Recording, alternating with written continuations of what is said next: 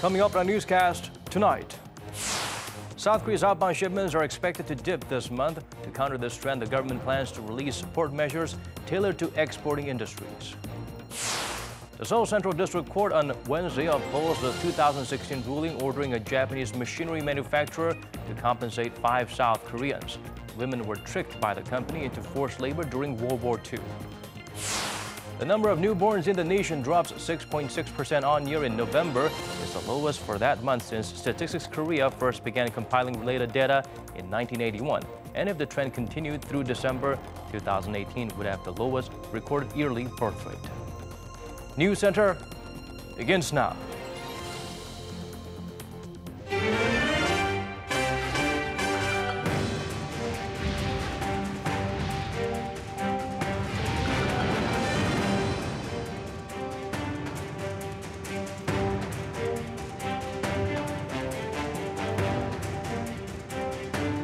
It's 8 p.m. here in Korea, live from our studio in Seoul. This is Arirang News Center. Welcome to our program. I'm Daniel Choi. South Korea's exports are expected to slump for the second consecutive month as uncertainties linger at home and abroad. The nation's finance chief announced the government is working to devise new measures to prevent the digits from dipping further. Kim Jungsoo has our top story. The government says it'll come out with measures by next month to revitalize Korean exports. At a meeting held Wednesday, Finance Minister Hong Nam-gi said the country's exports for January, like last month, are expected to remain below the levels seen over the same period the previous year. He cited falling prices of semiconductors, Korea's main export item, rising trade uncertainties stemming from China-U.S. trade disputes, and the slowing growth of the global economy as the main reasons. Based on the meeting, the government is to release support measures next month tailored to exporting industries, starting with the building of foreign plants, contents, and agricultural and fisheries products. During the meeting, Hong also unveiled the government's plans to invest a combined $2.9 billion this year in the ICT sector. The government aims to increase the number of ICT-related jobs to more than 1.1 million in 3 years and boost ICT exports by 20% from last year to $264.3 billion by 2022. Korea's Trade Ministry is to release figures for the country's exports for January this Friday. If a slump is confirmed, it'll be the first time since 2016 that Korean exports see an on-year contraction for the second consecutive month. Exports in December decreased by 1.2% on-year. Data released by Korea Customs Service last week show the country's exports for the first 20 days of this month have shrunk by 14.6% compared to the same period last year to record $25.7 billion. Kim Jungsoo, Arirang News. President Moon Jae-in held a working lunch with his advisors to come up with ways to boost the economy. One of the issues discussed was making the country's system of statute law more flexible to open up ways for greater opportunities. Shin Se-min has the highlights from that session. It was a relatively small meeting over lunch for the president and his new special advisor for science and economy, Lee Jung-dong, and the new vice chair of the National Economic Advisory Council, Lee Jae-min. The main agenda was how to free the country's economy from its traditional rigidity and make it more flexible. The presidential advisor for science and economy pointed to a need to lower the bar for people experienced in their field so they can embark more easily on new challenges, like starting venture firms. And to that, the president was quoted as saying that what makes private citizens and government officials reluctant to take on new challenges is the country's strict system of statute law.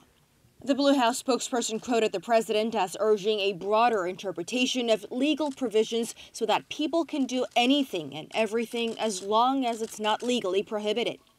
That move is seen as part of the president's efforts to turn around a gloomy economy. The central bank last week cut its yearly growth forecast by 0.1 percentage point to 2.6% this year. And looking back on the first month of the year, the president has been all out on the economy. He met with the country's business leaders, including the heads of Samsung Electronics and LG, the heads of mid-sized companies, and even the owners of venture firms, to open a direct channel of communication with the business world. And to boost the economy from the local level, the president also went on tours of different regions outside of the capital, including the cities of Daejeon and Ulsan. Shin Se-min, Arirang News. Last year, South Korea's daily foreign exchange turnover reached the highest level in a decade, mainly because of strong exports and imports. According to the nation's central bank, the daily average of foreign exchange turnover in domestic and foreign banks in South Korea marked around $55.5 billion. That's up more than $4.8 billion from the previous year. Breaking it down by type of transaction, the trading volume of foreign exchange spots increased by 8.9%. The central bank attributed the rise to the record amount of exports and imports, as well as a spike in foreigners' investment in local bonds. South Korea's economy has been struggling in investment and employment, and there were some bright sparks from retail sales. The numbers went up last year, mainly thanks to the e-commerce industry. Go Ryuni explains further. The latest report released by Korea's Trade Ministry shows that the nation's retail sales increased by 6.8% in 2018, up from the previous year's growth of 6.2%. This data is based on the total sales of 26 major offline and online retailers. The increase was mainly due to the rise in online sales, which were up 15.9%. However, in-store retail sales only saw an increase of 1.9%. The ministry attributed the hike in online sales to improvements in the delivery service. More online retailers adopted overnight delivery services last year to improve customer convenience. Consumers were mainly interested in using this service when ordering fresh food.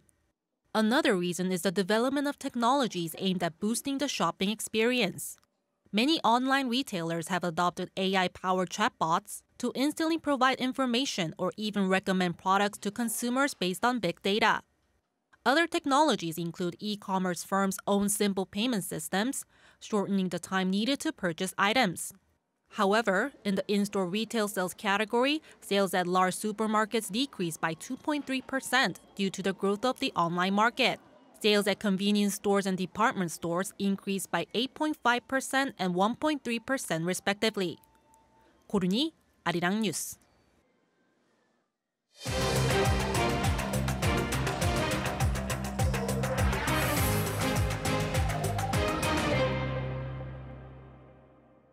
More rulings on Japan's forced labor of South Koreans are coming out. Seoul District Court on Wednesday upheld a ruling from 2016 ordering Nachi Fujikoshi to compensate 5 South Korean women forced to work during World War II. The Japanese machinery manufacturer was ordered to pay $89,000 to each of the plaintiffs. The victims were brought to Japan and were forced to work at the firm's munitions factory without pay or sufficient food. A similar ruling was made in another appeal by that company last week against an 88-year-old South Korean plaintiff. Many of these rulings had been made years ago, but the Japanese firm's appeals had been pushed back, something that's under investigation locally. With South Korean Supreme Court ordering Nippon Steel and Sumitomo to compensate its victims last October, many lower courts have been following suit. Earlier this week, another Korean survivor of Japan's wartime sex slavery passed away. With her funeral on the way, activists resumed the weekly Wednesday demonstrations, calling on Tokyo to formally apologize and to compensate its victims. Today, at the latest of the rallies held since 1992, there was a moment of remembrance for Kim Kyoung-soo, who passed away on Monday at the age of 93. She was one of the first Korean survivors of the wartime atrocity to speak out about her ordeal and became a prominent activist for the cause. Historians say some 200,000 women, mostly from this country, were forced into sexual slavery at Japanese military brothels during the war. With Kim's passing, only 23 Korean victims are still alive. Senior nuclear negotiators of Pyongyang and Washington could meet early next week at the truce village of Panmunjeom to iron out the details of their leaders' second summit. According to Politico, U.S. Special Representative for North Korea Stephen Biegun is likely to take part in that meeting around next Monday. At this point, it's unclear if his counterpart will still be Pyongyang's Vice Foreign Minister Choi Sun-hee, after Secretary of State Mike Pompeo said that Biegun met his, quote, new counterpart in Washington. Some speculate the North's envoy might have been changed to Kim Hyok-chul, the regime's former ambassador to Spain. Mixed messages on North Korea are coming out of Washington. One of its top intel chiefs contradict President Donald Trump on the progress being made with Pyongyang. Daniel Coates pointed out the regime will be reluctant to give up its nukes. Woo Jung-hee shares with us his remarks. It is unlikely that North Korea will fully give up its nuclear weapons, and the regime continues to act in a way that's not consistent with denuclearization. That's how the U.S. intelligence community views North Korea right now, quite contrary to President Trump's optimism about the denuclearization talks. The heads of U.S. intelligence agencies attended a hearing Tuesday at the Senate Intelligence Committee. One of them was the Director of National Intelligence, Daniel Coates.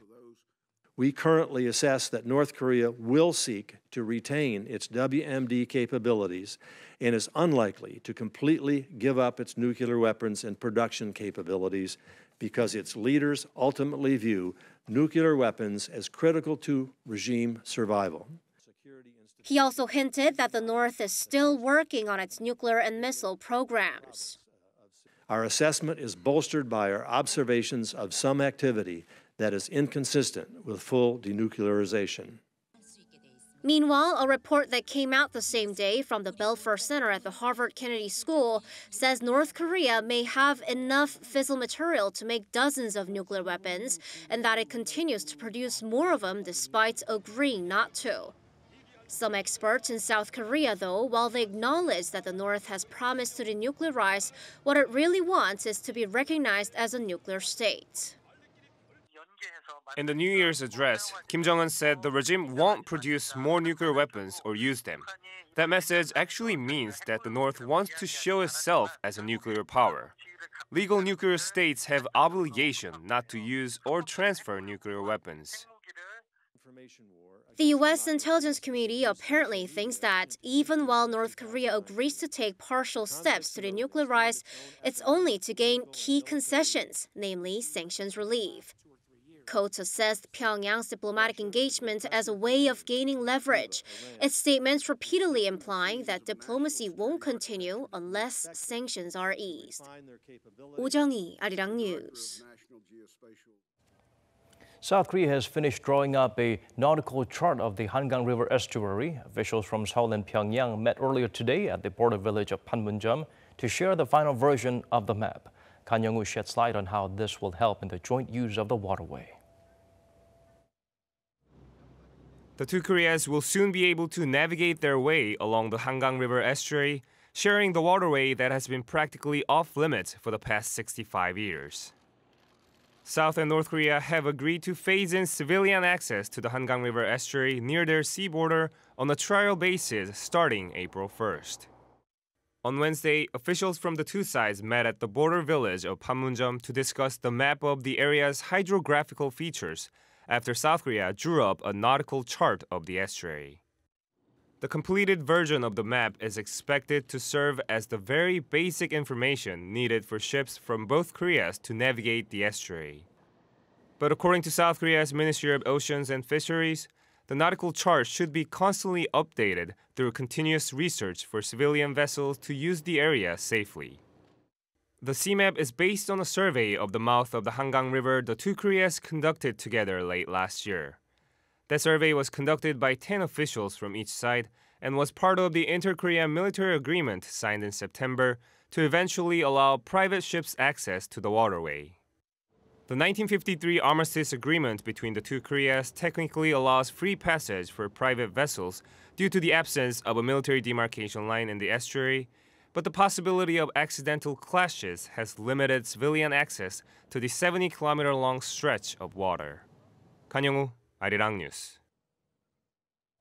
Gyeongsangnam-do Governor Kim Kyoung-soo was given jail time today. Seoul Central District Court found him guilty of colluding with a power blogger to manipulate online comment rankings for political purposes. Yoon Jung-min has the latest. Kim Kyoung-soo, the current governor of Gyeongsangnam-do Province and former Democratic Party lawmaker, was sentenced to 2 years in prison on Wednesday for allegedly colluding with a blogger to manipulate the rankings of online comments for political purposes. The governor denied the allegations, but the Seoul Central District Court found that he conspired with blogger Kim Dong-won, known by the alias Druking, to use a software program to rig millions of likes or dislikes on online comment sections. Kim was detained right after the verdict but said he cannot accept the ruling and will fight until the end. He suggested that he would lodge an appeal with a higher court.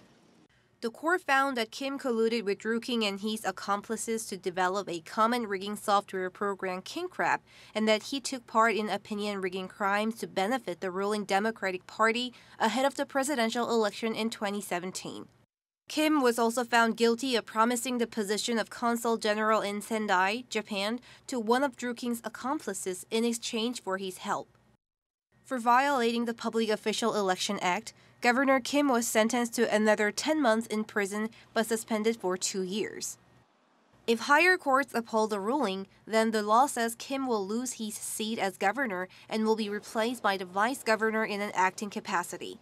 In another ruling on the same day, Druking, real name Kim Dong-won, was sentenced to 3 years and 6 months behind bars on charges of online comment rigging.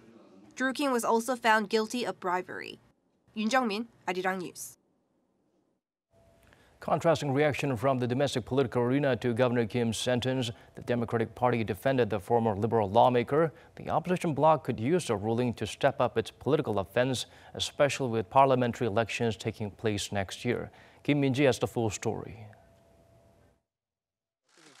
The ruling against Gyeongsangnam-do Province Governor Kim Kyoung-soo is expected to have serious implications for the ruling Democratic Party. Kim, who is a close aide of President Moon Jae-in, was considered a strong potential candidate for the presidency. The ruling party said it regrets the decision by the lower court, adding that Kim will be proven innocent through the appeals process. The party claimed that the ruling was politically motivated and that it damages confidence in the judiciary seen to be making a predetermined decision. However, the ruling was welcomed at the other end of the spectrum. The main opposition Liberty Korea party called Kim's conviction a matter of course, calling on him to resign from his post immediately. The conservatives claim that the opinion rigging had a big influence in the 2017 presidential election and called into question the legitimacy of its outcome. The party said the president should say whether he was aware of what was happening. The minor opposition Panmunjeom party said that any act that infringes on democracy is not acceptable and something like this should not happen again in Korean politics. Liberal minor parties were more or less on the same page, calling opinion rigging a crime against democracy. Pundits say Wednesday's ruling could spell trouble for the ruling party, which is already grappling with scandals involving some of its lawmakers. The opposition bloc is expected to step up its rhetoric, especially with the general elections just over a year away. On top of that, the ruling could deal a blow to the Moon administration, which has been continuously pushing to root out corruption, having taken the helm from the Park Geun-hye government, which was brought down from abusing its power. The presidential office released a short statement that the court's decision was unexpected and that they will wait patiently as the ruling is appealed. Kim Min-ji, Arirang News. Turning now to the abuse scandal that rocked the nation's sporting scene. The courts have increased the sentence for a former national team short track coach. Suwon District Court handed down an 8-month additional sentence in an appeals trial on Wednesday to Cho Jae-bum, who earlier received a 10-month term last September for using violence against his athletes. He has been charged for the use of violence against some 4 athletes, including Olympic gold medalist Shim Seok-ki. The coach is also facing separate charges of sexual assault against Shim. South Korea has been suffering from chronically low birth rate for a long time. The latest figures show last year's numbers will be the lowest ever if the trend continued through December.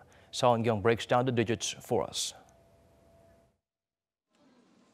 The number of newborns last November was the lowest since monthly figures was first compiled in 1981.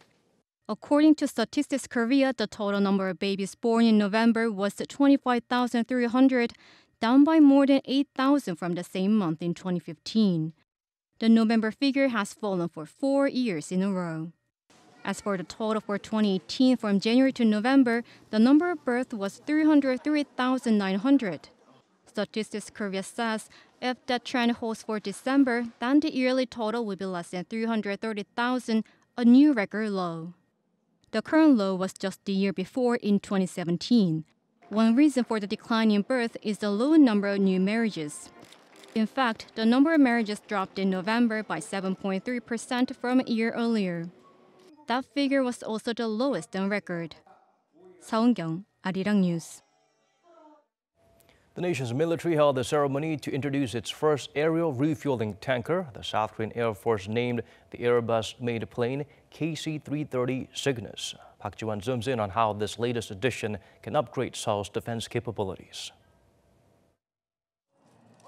Hundreds of key military officials, including the nation's defense minister, the commander of the U.S. 7th Air Force, and military attachés from major countries, attended Wednesday's fielding ceremony as South Korea introduced its first air-to-air refuel and transport aircraft at Kimhae Air Base near the southern port city of Busan. In his congratulatory message, Defense Minister Kim Kyoung-soo said the refueling tanker will strengthen the Air Force's operational capabilities in the face of a drastically changing security situation. With this aircraft, the ROK Air Force will be able to more perfectly take on its mission of defending the nation's airspace. It will extend our radius of action and operation time. The KC-330 Cygnus is about 60 meters both in length and in width and is capable of carrying up to 108 tons of fuel. That's enough to refuel up to around 10 F-15Ks or about 20 F-16Ks, increasing the length of time they can operate without landing. With this significantly improved operating time, the Air Force can now operate more effectively within every inch of the nation's air defense identification zone, including Dokdo and Yeodo Islands. To refuel a plane in the air, the tanker's boom operator closely watches the 3D camera monitors set up at the corner of the cockpit. The tanker will also be used to refuel jets during long-distance combined exercises with the U.S. and other partner countries. In addition, since the air tanker has hundreds of seats inside, just like a passenger plane, it can also carry soldiers or civilians on important missions. South Korea chose the Airbus A330 base design back in 2015 and took delivery of the first one last November. Later this year, it will get 3 more. The South Korean Air Force says the 4 aerial refueling tankers will begin normal operations from July 2020. Park Ji-won, Arirang News, Kimhae. The Korea Tourism Organization and the Culture Ministry held the opening ceremony for the new lane towards peace. This is part of their global campaign promoting the DMZ as a tourist spot. Hong Yu provides a glimpse of the big event. The railroad on Dokkae Bridge was the only rail link over the Hangang River, connecting the south and north. It was bombarded during the Korean War and it remains destroyed to this day. But what would it look like if the railroad was reconnected? On Wednesday, media art was used to show how people would travel along the railway, which goes not just to North Korea, but beyond to the entire Eurasian continent, becoming the new lane towards peace. Pictures of finger hearts and messages wishing for peace from more than 57,000 people from 190 countries decorated the interior of the train. Through the hashtag #LoveForDMZ campaign, we hope to position the DMZ as the place where peace starts instead of a place that symbolizes war and separation. Descendants of Korean War veterans from the U.S. and Thailand were present at the ceremony and received a plaque of appreciation. And my dream is to be able to go to Hungnam and to Hamhung, because Hungnam is where my grandfather was and was where they rescued 100,000 refugees during the Korean War. The virtual railway that can be seen inside the media train will continue to show the messages of peace and hope for the Korean peninsula written by the tourists that visit the demilitarized zone. Hong Yu, Arirang News, Paju.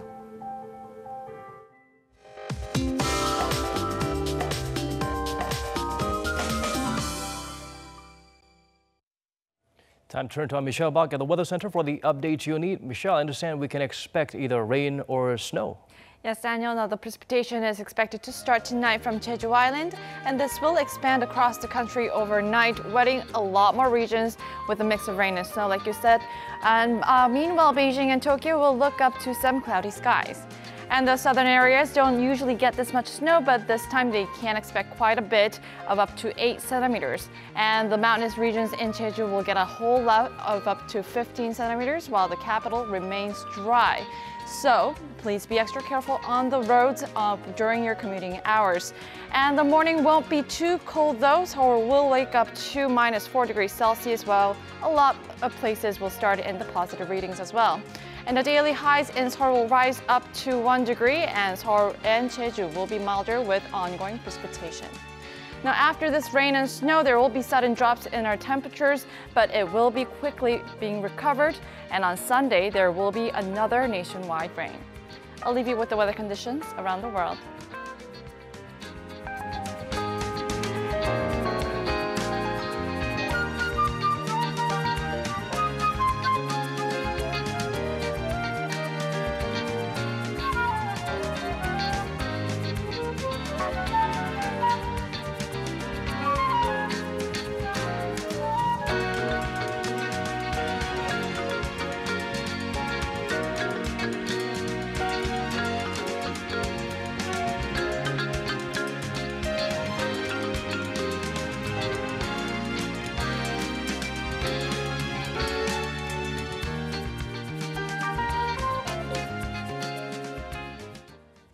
That's all we could pack into tonight's edition of Arirang News Center. Wherever you may be tuning in from, thanks for staying with us.